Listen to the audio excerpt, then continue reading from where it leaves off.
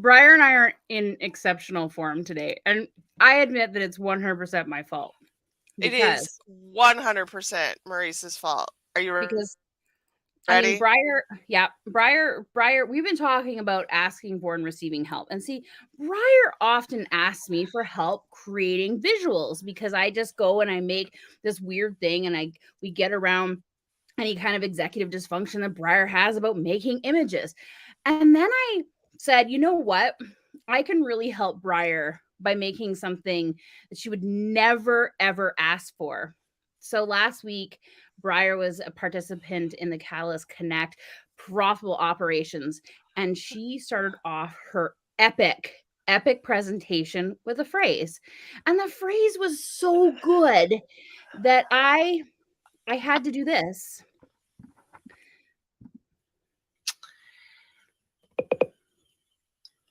I have cats.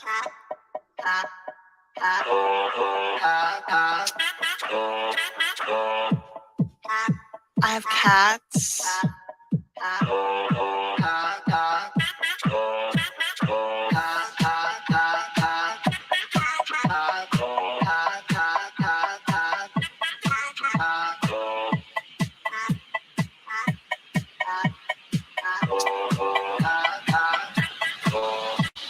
I have cats. And I feel like I have raised my own bar of how much I can help you and Oh, create.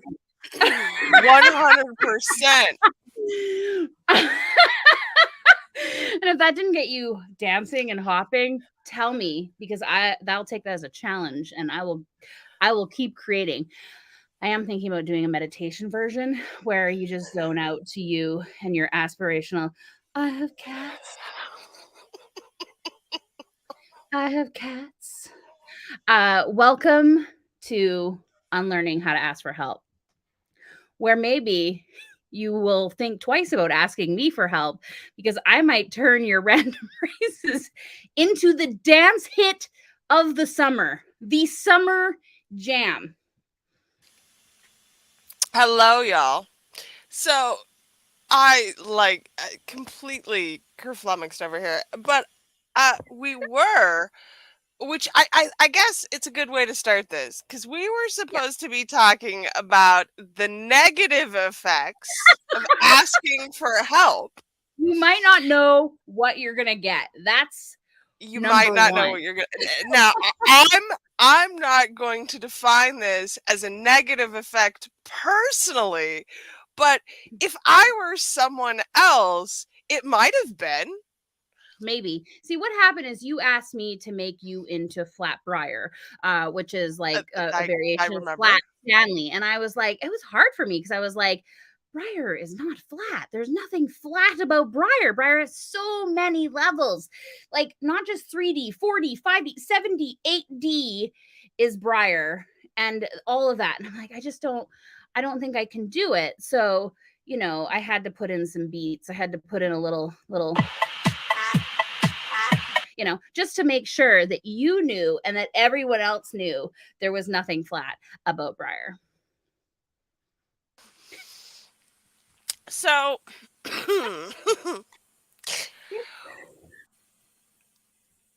one of the Yeah. things that we said that we were going to talk about Yeah. was what happened if you asked for help Yep.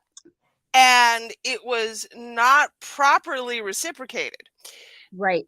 This is, I guess, as good an example as any, because I Yeah. did in fact ask for a flat briar I and I know. got cats. And you got dance hit of the summer jam, the reason why people will be on the dance floor this summer is Okay, but you. what am I supposed to do about flat Okay. briar, Well, Marisa? here's the thing, Briar. So sometimes we ask, and this is like a little bit of a pet peeve of mine, but like we'll ask for help, and then you'll get something completely different back. And sometimes it's just like it's actually kind of malicious. Sometimes like people are like, "Oh, you want to ask for help? This is what I'm going to give you," and that is we're going to put that into a bucket and talk about it in a second. But sometimes when we ask for help, people go, oh, and they want to help so bad, but they don't have the resources or the skills or the time in order to do exactly what you've asked. And so in their mind, they're like, what if I do this tiny bit of it? Or if I do something that's sort of like it? We play that little game of like samesies. And it can be really hard because in the moment, depending on how you're asking for help or what the circumstances are, like if a tornado is coming through and you're asking for water, and people are like, I am going to send you 10,000 stuffies, all the teddy bears that you need because you lost your home. So you're not wrong here. Clothing donation is often something that happens in emergency situations to the tune that Red Cross will no longer accept clothing donations Yeah, because we need money. clothes aren't the thing that you No, need. no, we need hotel rooms. We need food. We need money. We need to be Right. able to go and try and find, a boat to go find our dog who's out there somewhere stranded. Like there's those things, right? But people are well meaning and they're like, you know what? You know what they need? They need my garbage bag of clothes that I've got here that I have not sent to Goodwill. And you know what? This is a great opportunity because I'm going to feel good because I'm going to know who it's going to, and it's going to feel good to me. So I'm going to do that. And then when you say, no, that's not actually the help, people are like, well, then maybe you shouldn't ask for help if you don't Mhm. want the help I can get. Okay. So there's that. There's that side of it. Then there is the malicious side of it. So there's the well meaning, where like, I think this is what you need instead of what you asked for. And then there's the malicious side where it's like, it's okay, I'll help you. So it comes out in two ways. Okay, I'll help you this time. And they're storing that to use next time you ever F up or they need something, or they'll purposely do it wrong just to be like, well, you didn't. And those are people you just want to steer clear of, even if you are related to them. Even if you got a birth certificate with their name, just it's just don't ask them for help because it's just not worth your time and energy.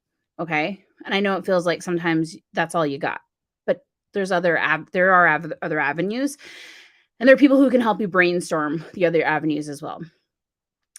But there are times when, and we see this a lot in like business circumstances or colleagues. You might go to a mentor or somebody who is really well connected and is like, listen, I need your help. I really have a really great idea or a great product and I want to get it in front of your audience, or I want to do this. And I got a really good got a really good example here of you where it was like really frustrating trying to get my point across. And you're like, here's what I can do for you, blah, blah, blah. And the person's like, I can't do that, but I can do this. And it's not the right thing. And then you feel because you asked for help and they're giving it and you don't want to ruin any future relationships, you take what they offer and then they go with that. And there's some interesting things that can happen, but let me give you an example. So you and I both love Notion. You more than me. Yes, definitely. So I recently saw that Notion was on as a member benefit for another organization. I'm like, oh, this is great. I went and found Notion's partner email and I said, hey, I have a growing community of business owners. We regularly use Notion with them.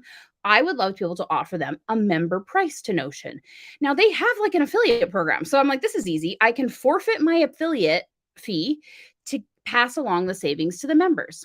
So their first email, well, so first of all, 2 months later, I get an email back and is like, oh, do you need to know how to share a document on Notion? Here, Notion's built for collaboration. I'm like, no, sorry, it was probably a mistake. And they had like a lovely tutorial. I'm like, no, just a mistake. I have a member organization. I'm looking to offer a Notion price to members. So then it got passed to somebody else. And that person was like, oh, currently we only give discounts to startups, education, nonprofits. Are you one of those? I'm like, so I might have startups in my audience. I'm like, I'm an member organization and I would like to offer them a member discount. They're like, oh, we can't do that. I'm like, oh, well, you have an affiliate program. So is there a way that we can actually and I'm like, I've seen you do this on other things. So is there a way that we can just forfeit my affiliate dollars? And I tried to explain it out. It's still ongoing. I'll update everybody to see how it goes. But I thought it was really interesting because I thought I was pretty clear. I wasn't. In 5 emails, I'm still not, I don't think I'm fully clear to them, right? That's on me. Okay. So what I should have done is I should have, instead of just sending off a quick email, I actually should have gone and said, here's some backgrounder. Here's an opportunity where you and I can both partner. Here's what I actually need from you. Do you have an ability to give me a special link that I can offer my members that gives them the amount off that you would have normally paid me an affiliate so that I can pass along that savings to my members? What this does for Notion is, and it outlines the benefits to Notions. That's how I could have asked for help. Okay. But I didn't. So I'm owning that. Okay. I'm going to go back to them and be like, listen, let's start over. Let's erase all these 5 emails. How do we work together? Because this is something we're going to keep using in the catalyst. So it's something that I feel really strongly about being able to do. And now I've also learned, right? Oh, I got to be more clear when I ask for help.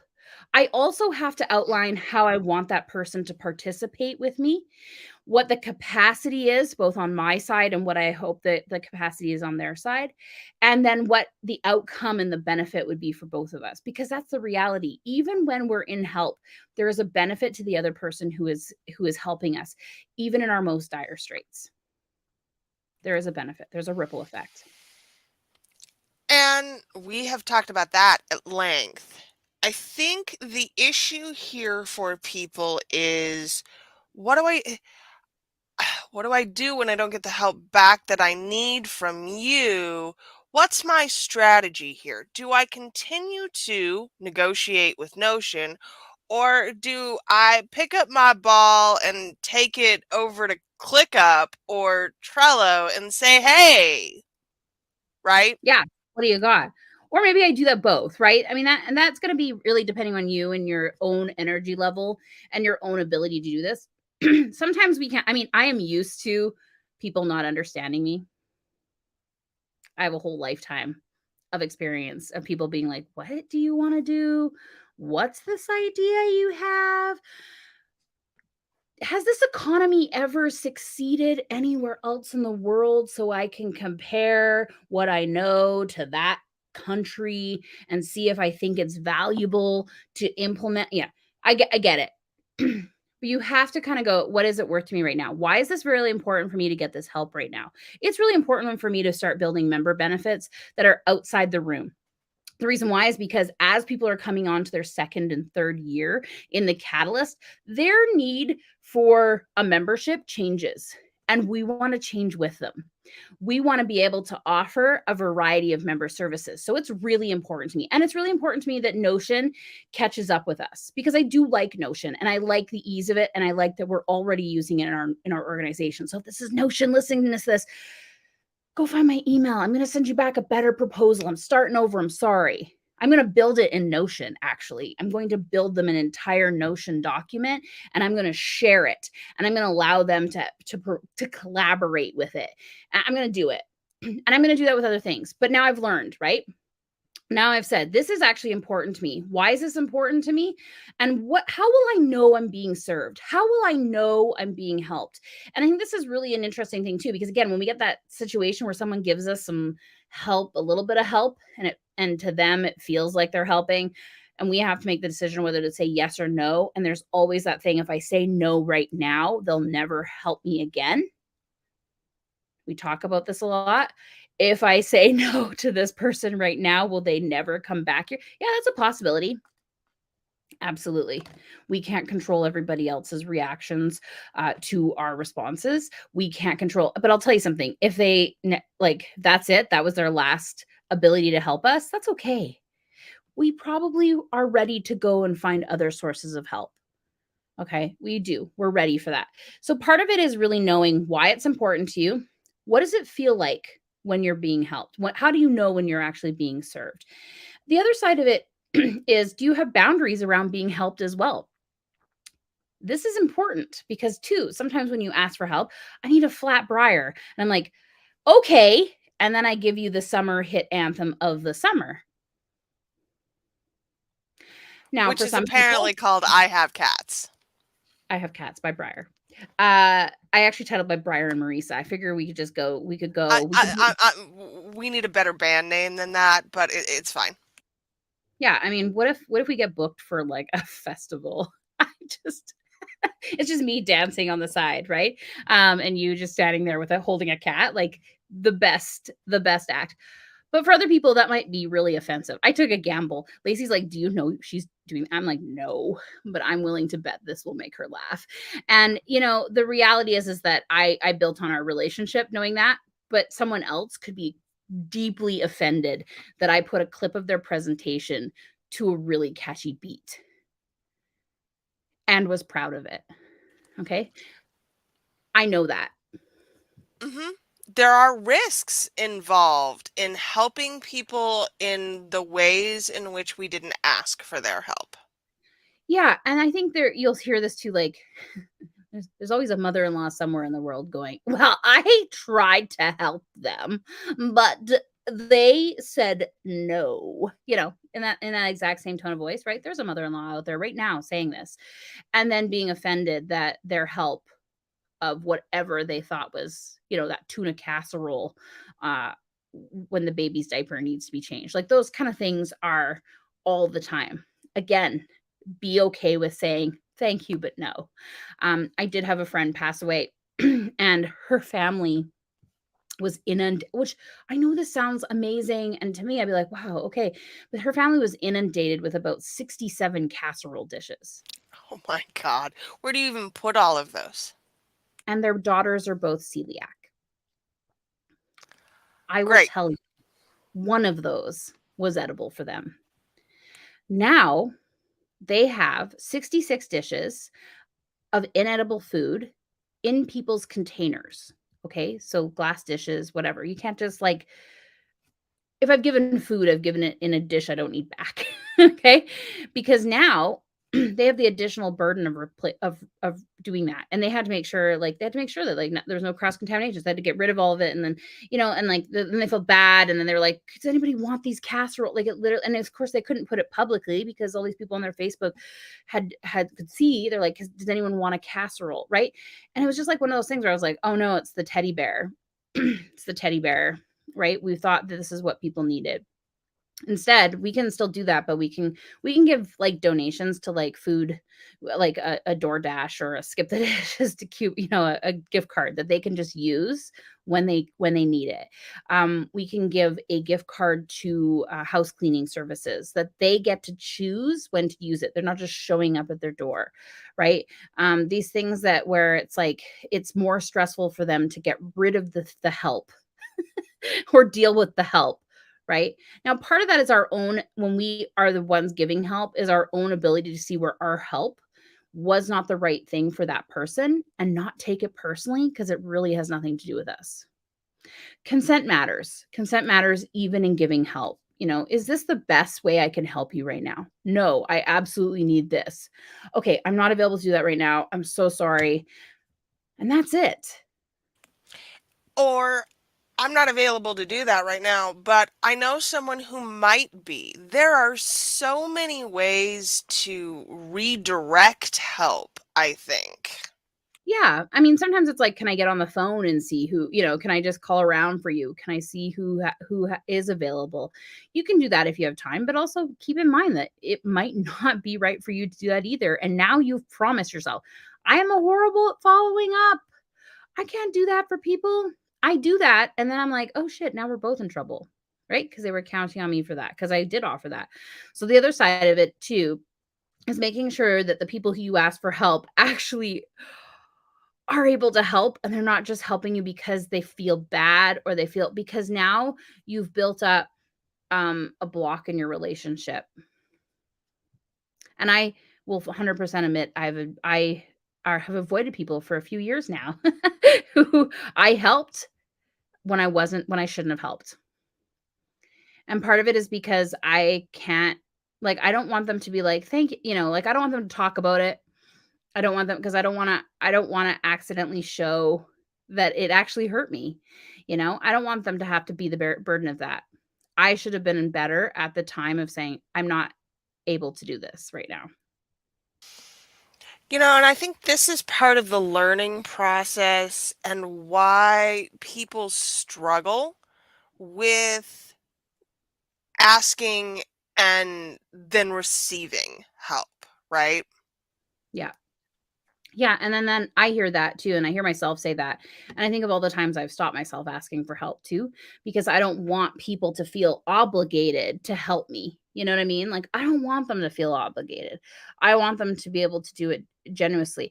We were, talking the day there was this really interesting internet phenomenon when I would say, like 1999, 1998, could be even earlier, but, a person sent around so you got this, like, one-page website forwarded to you, and all it was the person's feet and legs, and it said, "Hi, I'm a 19-year-old." I can't remember all the details, but, like, "I'm a 19-year-old woman who got herself into a lot of debt," or 24, I think she was, like, 24, "Got herself into a lot of debt, and I can't get out, and things are getting dire, and I'm hoping that if anyone who sees this is able to just donate $1, I can get out of debt." And I remember someone forwarded to me and I was like, "Oh, wow, completely anonymous. We didn't know who they were. We didn't know the experiences of why they were in debt. It was just a ask." And it was like you could make the decision in a minute if you had a buck. And some people did and some people didn't. And years later, I think she ended up writing a book about it and admitting to it that it was her. But her debt got paid quite quickly, right? And it's this kind of communal help. The burden wasn't necessarily on everyone, and there's gonna be people there that goes, "That's not my responsibility. It was her fault." Well, we all get into debt for various reasons. Some of it our fault, some of it's medical, some of it's we're caregiving other people. Sometimes it's mental health. Like we have to stop judging. Sometimes people buy a freaking amazing car. I'm just gonna say this out there. We have to stop judging why people get into debt, and we have to start thinking about what is the toll on our society when people get into these points where they can't get out of it. Okay? And what is the work that we can do? And how do we share it so that the burden isn't on one or two people to save people? And I'm using this as a very high level example, but this is like every day, right?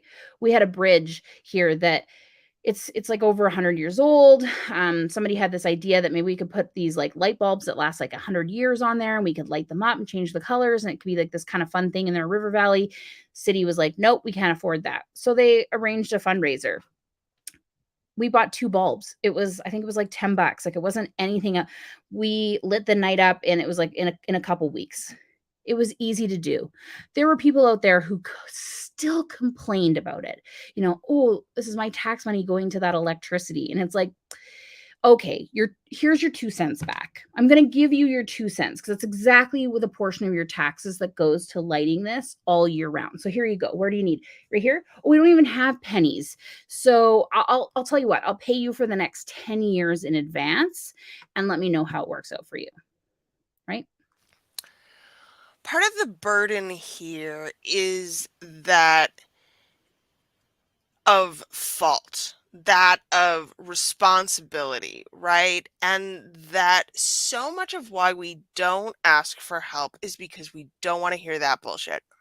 Yeah, and I think, I come up with the phrase like nourish the risk takers a lot. And that actually came from a situation where in our maker community, somebody had an incredible event, talked about it earlier in this, is incredible event, and through no fault of their own, they were unable to have their space. It got cut off short. So of course they couldn't continue this market. And people were like, even though I made a whole bunch of money, I want a refund because the full fulfillment wasn't there. Well, this person was also out money, right? And so I basically said to this group, listen, you can be mad at this person, but it's not their fault. And two, if you ask for a refund now, you have now limited their ability to do the next event and the next event and the next event. And the reality is, you still made more money than you would have if you hadn't have been in this. And they were probably undercharging what they could have for you to participate in this. So is it worth more for you to get $200 back? Or is it worth more to you to make 10,000, 15,000, 20,000, 30,000 in the next time, the next time, and the next time? We got to nourish the risk takers. The person who's taking the risk, it's on them, right? And so part of the thing is that we look at as we go, well, if someone wants to start a business, that's their fault, right? If they didn't know Mhm. how much it cost to run a business, that's their fault. I am going to tell you, we don't know the cost of doing anything in our life. We don't know the cost of having a baby. We don't know the cost of being an adult. We don't know the cost of, you know, driving a car. Like the whole thing is really dependent on so many ever-changing factors that we can't control. There are no actuarial tables for any of this kind of stuff. We got projections, we got hypotheses, we do not have any exacts, okay? Cost of business goes up and down all the time. Be somebody who makes books for a living. I always say this, like if you're not watching the up and down costs of paper on an ongoing basis and realize how much this stuff changes every day, you go to the grocery store and you're like, this is roughly the same price. I don't know about you, but here in Canada, our groceries are now moving to digital price tags. Wow. No, that's not a thing we have here yet, but I can't understand why. Yep. So a penny here, 5 cents there, 10 cents there, you're going to start to pay variable costs on your goods. Okay. Because the cost of business is changing every day. Cost of freight changes every day, cost of water changes, all of this kind of stuff. So when you say to someone, well, you made this decision and now it's your responsibility. So part of it we have to look at, you know, there's recent events that we won't refer to in this because they're recent events, but people made decisions that impacted themselves. That's one thing. But when you impact hundreds of people with your decisions, you have to look at it. Is it good or bad? Like, what are we doing here? I look at some of these things that people are doing in their business. They are creating incredible opportunities for people. They are creating incredible shifts, incredible changes. We see it all the time in the catalyst. They can't do it alone, right? If I Right. can show up on a Thursday afternoon and help them just one little bit, and they go out and it's a lot easier, there's a ripple effect, right? But they have to be really good at asking me for what they need, okay? Because there are so many ways to do stuff. And so we practice that in the catalyst. It's like, what do you need right now? You've just said this. Are we looking just for a vent? Are we looking for problem solving? If you're looking for problem solving, are you looking for something you can implement today or something that you want to work on as a longer term thing? And we have to practice that, okay? Because our brain doesn't always think about those things. We just need help right now, okay? So part of It this too is being able to have feels urgent. Right. we're in panic mode like all the time. Even we don't have a shark coming at us, ready to eat us. We're in panic mode all the time. We don't have a panther sitting over our shoulder thinking we're snack. We are still in panic all the time because we've built a world of crap, of pressure, of expectation, of labor, of value through labor. Okay. So we're always in a panic, but we can practice going through this and asking for what we really need and checking in and giving yourself time to check in. Like, I just got this thing, I got to get it off my chest. And I know that I haven't eaten today and I know that I've had more coffee than I should have. So it might sound erratic and I'm just going to say this and blah, blah, blah, blah, blah. Okay. Now what's next? I just need to say that. Okay, cool.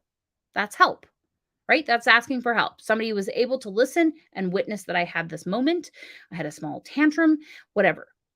Or, no, I actually need to fix this because I'm not going to pay rent in 3 days, right? Okay, cool. What do you have? What resources do you have? What other forms of help do you have, right? A lot of times people will come to one person and expect that they're going to solve the whole thing for them. Doesn't work like that either because now we've put the burden of help on one person as opposed to spreading it around. And I think part of the issue here is the ways in which people keep score. Yeah. Yeah. What do you mean? Give me an example.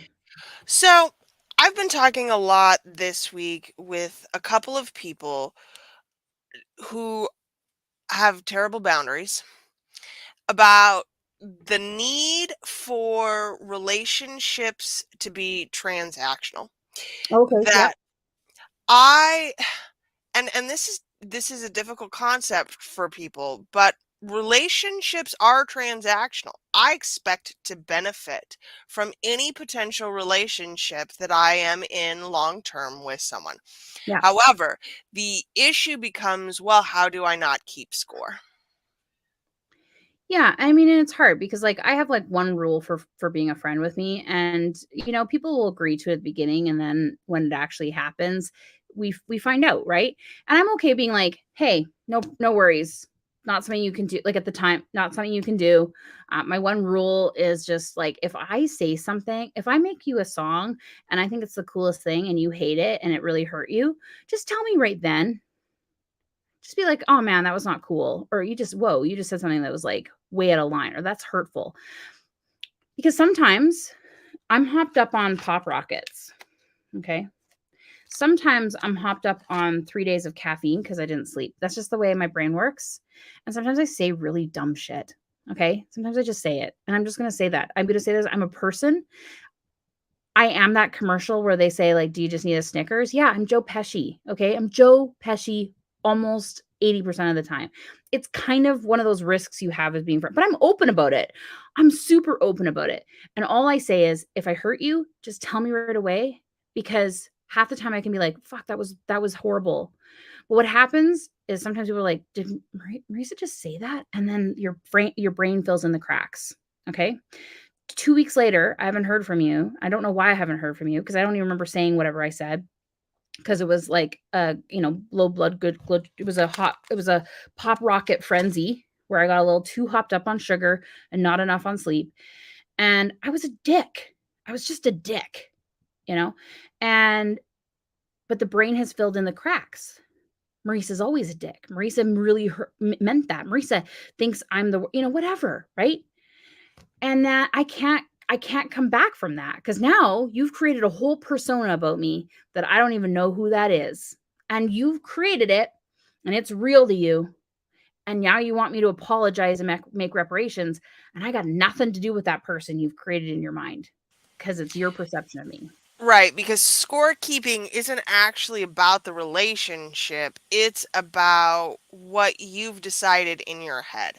And I think this is really important because I need to be able to measure in more than I have cat songs that we have a relationship, right?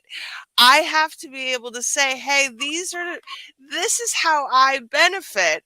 Although I'm going to be honest, I have cats certainly does rank highly up there for me. I But mean, I need you to know that I spent a week learning a tool. right, like truly, from the depths of my heart, I am impressed by how much effort you have put into this. But I also, spent I four still need hours. flat briar, right? Yeah, 4 hours this morning, right? I know. I'll get you flat fire. And knowing those things doesn't change that any standard or scorekeeping is internal. It's Yep. it's a creation of my own. Yeah. And speaking of creation, we've talked about this on previous episodes where people will do things for you for your benefit that you didn't even know they were doing, right? And not doing it out of the goodness of their hearts. I fully 100%, 300% believe in doing acts of kindness that no one knows I did because I hate reciprocity. If I want you to just have an amazing day, you would have figured out where this came from, but I would have just slid this in your inbox and you'd be like, what? I mean, you would have known it was for me because only me could come up with the dance hit of the summer with I Have Cats. But if I was supposed to, like, say, for example, I win the lottery on Friday and I'm like, you know what? I know that the best thing for Briar would be to have like 100K just slid right into her Substack. Sure it And would. but I don't want you to know that I did. Oh, it'll be a different amount now because I've just told you. But it'll be you know what? And I'm gonna try my best. Shoot, I did it. But it'll be something. And I'm not gonna tell you I did it. And the reason why is because I don't want you to feel like you have to do something back. I just want you to just enjoy that 100K, build your media network, and go have an amazing life, right? But there are people that do things and then when they have hurt you or that they expect to call in that favor, they'll say, well, I did all this for you. We've seen this recently. Someone was like, well, I can't believe you have, you don't like it on my posts and do all my, do that on my posts and whatever. And they're, it's like, well, I didn't ask you to comment on my post. I didn't ask you to put engagement on my post just so that you could call in a favor when you need me to now do that for you. I love how there's like, oh, there's a kid. we, we have a breach. We have a breach. But these are these real life things that happen. And I think what we can do is when someone has done that for us, when they have, basically let us know that they're doing things on our behalf, you would say, thank you so much for that. I never asked for it. I would like to give that back to you, that energy back to you, but not in a way that I can respond. Like I'm not going to reciprocate.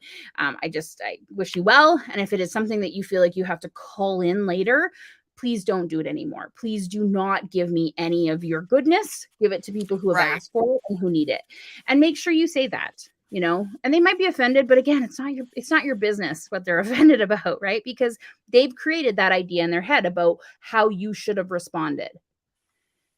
And this leaves me another thing. When you've asked for help, people will scorekeep on how you respond to that help.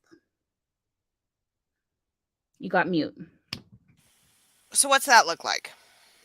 So this is interesting because we see it a lot too when people are grieving. Well, this person doesn't even look like they're grieving. They're not even, I don't know what grieving is supposed to look like because I've seen it all upon my face. Okay. Depending on what it is. Same thing with help. Okay. It's like, well, they're not very thankful or they're not very grateful or they haven't and I'll give you a very personal example.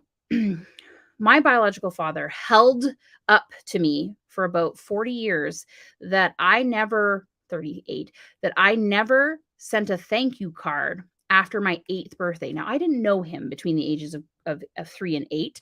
I met him at a family event. And then a few months later, my birthday happened and he sent me a birthday present and a card. Okay. I did not know this person.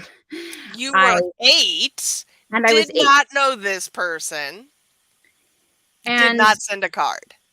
he thought about it. Okay. He thought about it so much that he mentioned it at my wedding. He thought about it so much that he mentioned it during phone calls. Okay. And I was like, I was 8. I'm sorry. If you would like me to go write a thank you card for you right now, because I'm an adult and I have the ability to do that, I will, just so that I don't ever have to hear this again. Right. Also, I'm your 8-year-old child. You sent me bubble bath. Oh Okay. God. Avon bubble bath It's always with a the MLMs. generic cart. Anyways, I'm not gonna say this. My family's gonna be like, "How dare you?" But here's the thing: he held on to that. Okay, he held on Mhm. to that for a really long time, and it actually It ended up impacting. I had to eventually say to him, like, "We are never going to have the relationship you think we should have, because these are the things that add up, right? You're still thinking about something I did when I was 8. I'm thinking about surviving in my 30s, in my 20s. Like I'm thinking about being an adult. I'm trying to figure out my life. And you're thinking about something that happened when I was 8. This is going to happen, right? I set up a boundary. I just said, I can't do this anymore. I can't talk about the bubble bath one more time. And I get that it's still replaying in your head and you think this is why we don't have a relationship as a daughter and father, but that ain't it. You Right. replaying it, but the actual act of me not doing that is, but he expected that of me, right? Again, he's created an expectation of how I'm reciprocating. Mhm. And these standards of reciprocation are what inhibits asking for help in other relationships. Absolutely, absolutely. And it means that I've also gone over the top in trying to be grateful for other people, okay? To my detriment, okay? To my detriment. And that's an interesting thing, right? Because now I'm not only measuring up to your expectation to say thank you for the summer hit of the jam of the summer, but now I am also living up to all my future relationships. So part of it is having a contract with every person. I know this sounds like a lot, but it doesn't have to be, right? So it's like, Briar, do you want to be my friend? Yes. Okay. My only rule is that if I say dumb shit and you're hurt, you tell me right then and there, and I'm just gonna be like, fuck, I'm a dick.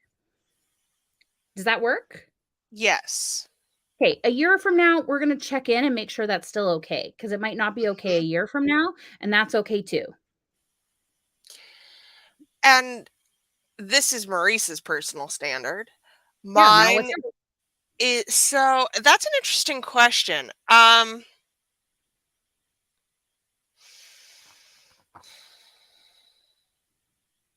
what do you need in order? I know you need flat briar, but what do you need I do need in order to be Flatbriar. friends with them? Yeah, but what do you need in order to be friends with somebody? Generally speaking, Mhm. I need for you to bring me new things. Oh, It's it's not I am part crow, so I can do that. Yeah. right. There is a reason that we are friends. But Yeah. in fact, this is the standard for all of my relationships. I need you to bring me new and exciting things, whether that's information, it's very rarely gifts. It needs to be something that stimulates me in positive ways, encourages me to grow and change. And if I don't feel like you're bringing me new things, then we're going to have a talk about that. Yeah. Yeah, and I mean, not everyone's gonna be able to do that. People are like, "What? I don't even read, man." You're like, "That's fine. We just can't we don't have to be friends. We can be colleagues. That's correct. We can be in our sphere, but we don't have to be confidants. We don't have to build that relationship, right?" Same thing. Like if someone's comes, I said I'm a dick, and they're like, "Oh, they took 2 weeks." They're like, "I just had to think about it, but I'm okay now." I'm like, "No, because now you've just had 2 weeks without me." And now I don't know how to act because you've now created a whole different person in your head. And then that now I can't meet it. Now I can't meet what you need me to be. And so it's an ongoing contract, right? And that's okay that it doesn't always work out. And I think some people take it really personally that somebody unfriends you or that somebody, I had unfriend somebody this week, and I will admit I was a dick about it, but like they always need help. And they have never once said to me, "Do you need any help?" And I'm like, "I can't do it. I just can't." Because my feed is full of people who I do love helping, but also help me, who also come to me and they're like, "Listen, I got no money, I got no food, but I do have a really great joke that I think is going to make you laugh." And I'm like, "Yes, yes." Because that's what I need. I need people who just want to laugh at the most ridiculous. I need someone who's going to dance with me when I made them a song, right? That's what I need, you know, in addition to, being able to like tell me when I'm a dick, and if my form of dick is like, that sounds horrible. My form of assholery isn't yours, that's That's okay marginally too. better. Yeah, assholery. Yeah, if you can't handle the fact that I make up words all the time, there's someone else out there for you. I'm not it. We don't have to be with whoever, unless we're in a small town of 10 people and we got to pick one of them to be our bestie and one of them to be our spouse. We've got choices in the world. There's 7 billion people in the world. 3.5 billion are active on social media every day. Find the people that give you the transactions that fuel you.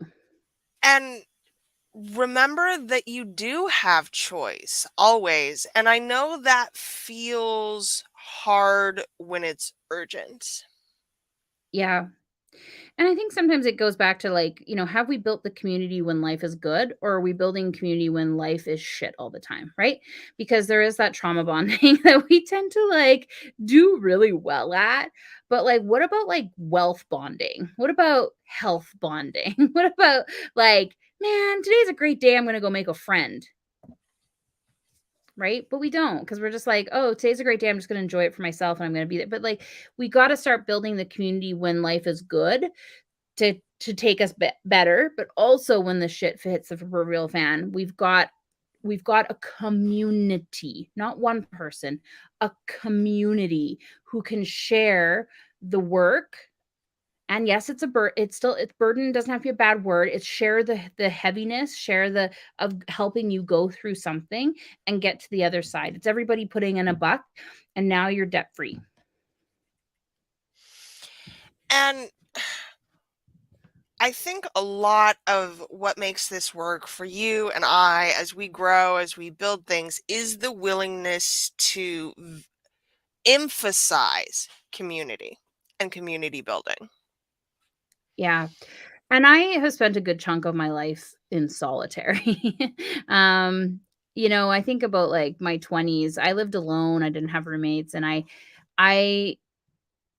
my friends would be like, "Do you wanna go out with" we were going to the ledge. "Do you wanna come with us?" I'm like, "No." It was very rare for me. I'm like, "Nah, I got a bowl of sauerkraut here. I'm just gonna stay at home."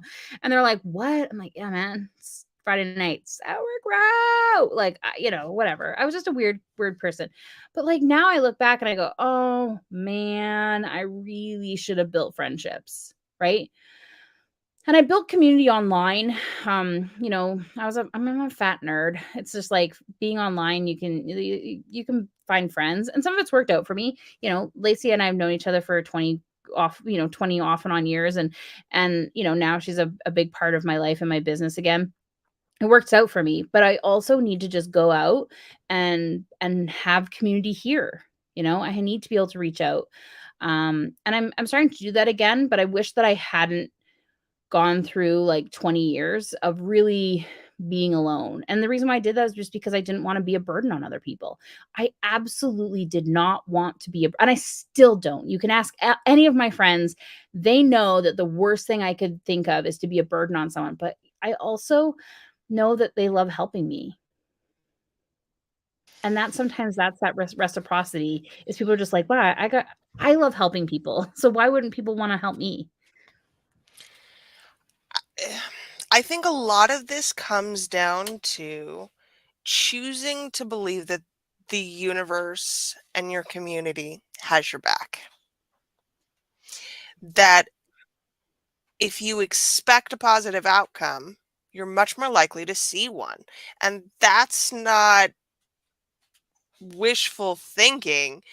That's programming your brain to expect a positive outcome. Yeah, I mean, we're this isn't complicated. Co-creating and manifesting is really just asking our brain to look for the things we want to do. Even those magical things that seem to have like, wow, I can't believe this like circumstance. Well, you kind of told your brain to look out for those opportunities or to go and do those things. Spoiler alert. And I know that, the universe has your back. Really popular title. Gabby Bernstein's made a ton of money on it. But we can't just be like putting out in the world like I am supported and I'm abundant and everything's coming to me because we Without do have to doing the put in the work. without we got to do the work. We got to do the work. We got to build relationships. We got to admit that sometimes we're dicks. Sometimes we're the assholery in the friendship. And if it's worth it to us, and I say this really sincerely. If it's worth it to us, like put in the work, right? Put in the work. I I want to make you laugh. I think you have a lot on your plate right now. I think you have like a ton of stuff. You didn't ask me to do this song, but I thought, you know, in the middle of all the stuff that you're doing to build the neurodiversity media network and bring all these people together and helping them create content, that maybe someone could do something for you that maybe if we put it out on the interwebs might make you viral. I'm just saying. I'm just saying. But Listen, even if it doesn't go viral, I have cats. the video has fine cats. I'm just telling you that it might go viral, okay? So it's the thing. So I I mean, I and part of that is like again, it's like if I win the lottery, there's gonna be some cat. I mean, you're gonna know it's me now, unfortunately. You won't Y know. I'll be Spoiler like, alert, you've ruined also, it. I have to tell you that if you ask me something directly, I can't lie. Like you'll be like, "Did you put that money in?" I'll be like, "No." And then I'll run away. Like I will literally, or I'll just be like, and then you'll be like, "Are you there?" And I'll be like, "Oh, sorry, my Wi-Fi was out. What what happened while I was away?" Like I won't be able to, but I do try. I do try to do these things. And some people are like, "Wow, something happened nice." And I have no idea who I did it. And I'm like, like as long as I can have no camera off, I'm fine. And I'll type up like, "Wow, that's really great. I'm so glad someone did that for you." And I will continue to do that. But I also want you to know that you're being seen. I want you to know that the work you're doing right now is making an impact in people's lives, and I think that's how I can help you too. Like, I think that's how I can keep reminding you. And you didn't ask me for this, but I think that's what you need to every once in a while, is just to hear that you're doing good shit in the world and that I appreciate you. And I appreciate you by learning how to do synth music and then um, making a little ditty and then putting a video together so that we can put it on the interwebs and let everybody know that you have you have you have cats. It's just the way you're it's just the way you were just so like inspirational, aspirational. Like everybody was just filled in the room with like, I have cats. And it was just and the deep inhale beforehand. I have cats. I mean, it's honestly, I think that it is going to change people's lives. I think people are going to hear this and go, we're this is the change. We're being the change that we want to see in the world by unleashing the Briar out into the world. And you are doing that, right? And I mean, that sometimes this is asking and receiving help too, right? Is you're receiving this right now, whether you want to or not. I will make you receive this, whether you Yeah, want to or that's not. correct. And sometimes that has to happen because we have been the helper, we have been the caregiver, we have been the support system, we have been the person doing the things for other people for so long that we don't even know how to have someone else do that for us. Do you remember what happened on our first podcast when we started this? God, no. I don't You remember what I ate for lunch started yesterday. wrapping it up. And I said, sorry, Briar, I got to interrupt you. And you're like, pardon me, this is my podcast. And I was like, oh, no, because you have not pitched the Neurodiversity Media Network. You have not Ah, told them how they can become a member. You have not told them how they can get a show. You have not told them how they can sponsor this incredible initiative. And you sat there and was like, yep, right? And then that happened, right? I had to come in there and be like, sorry, ma'am, we got to take a few steps back here before we do the wrap up music. We have to actually say what we're here for. We have to actually help people know that we need their help.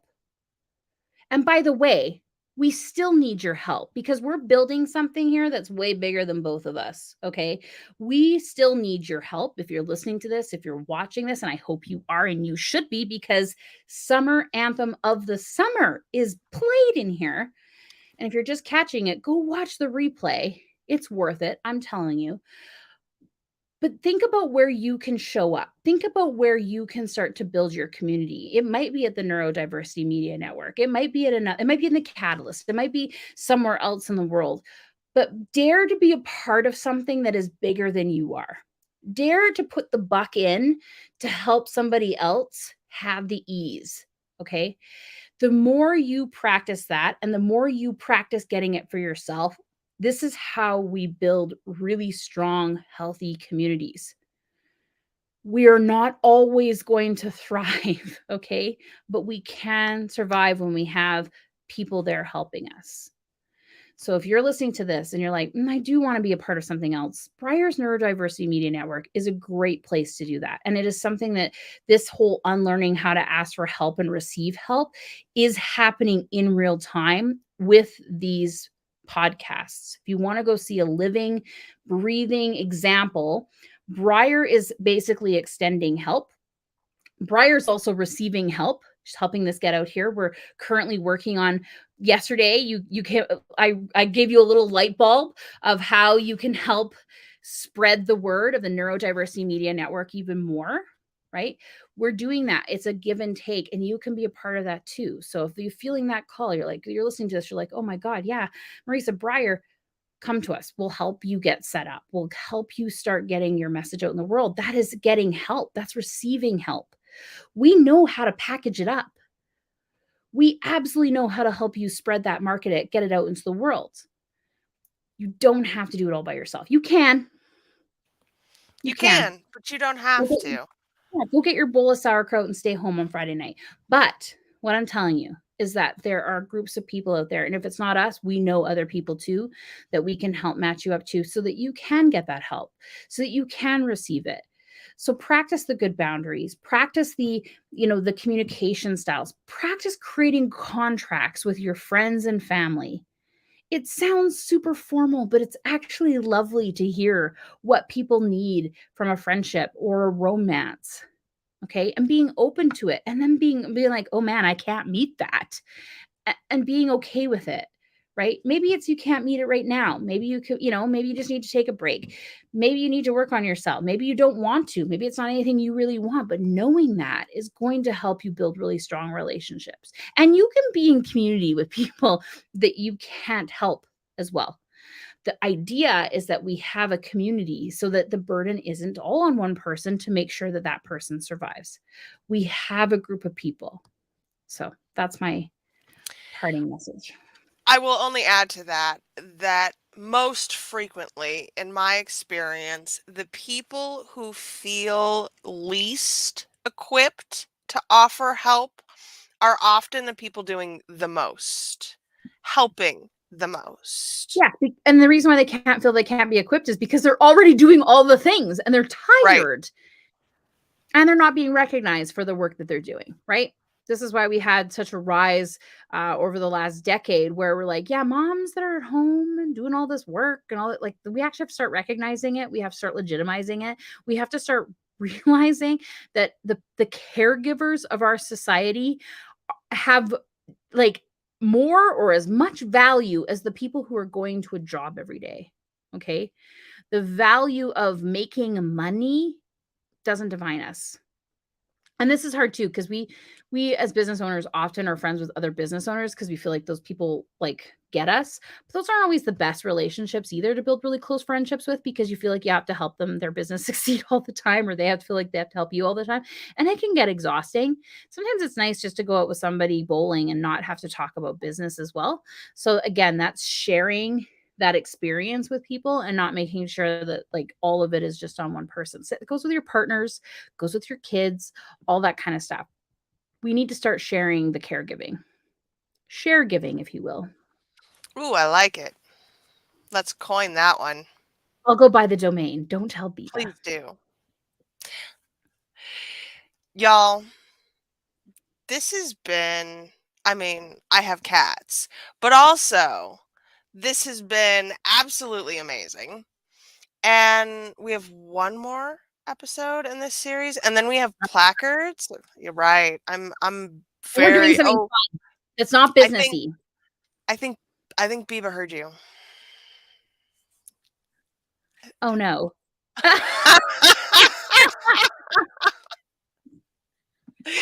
I can't Briar can't be the snitch here because Marissa was already the snitch I snitch on myself all this time. all the time. I think But did Biba hear I have cats? That's what I really need to know. no, I don't I think we'll play it on the way out just one Okay, okay. last time. Just I'll cue it up. again, hit of the summer, y'all. I have cats. But we need a better band name. And I really, Marisa, I can't emphasize how much this show in particular has taught me, how much we have, I think, grown together in this time, Yeah. and what amazing things are going to happen after this. The sky is the limit, y'all. And I would love to offer that to you as well. The Neurodiversity Media Network is now placing shows in August. So if you are interested in having your own podcast, we help you figure out what the topic is. We make you look good. And then we provide you with a bunch of physical assets afterwards so that you can go out and create content and be in all of the places without having to physically be in all of the places. And I think that's a huge part of how we get ourselves out in the world. is by being visible in as many places as possible. And sometimes that's scary, and Mhm. sometimes it's hard to create. Yep. So that's what we're here to help you do. We're here to help you create something that you are proud of, that you can take forth into the world and contribute to your legacy. That's what we're building here. Yeah. You want me to hit it? Yeah, hit it. I have cats.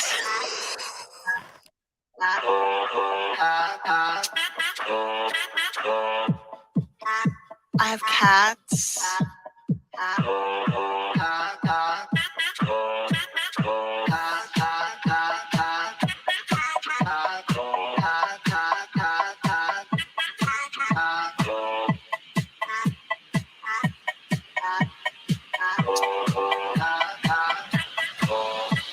I have cats.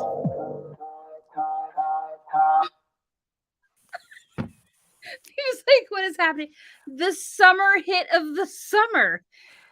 That's what's happening. It's the jam. I love you. That is all I have for today. Thank you all so much for being here. Marissa, thank you. We'll see you later, I guess, with the summer hit of the summer. I have cats.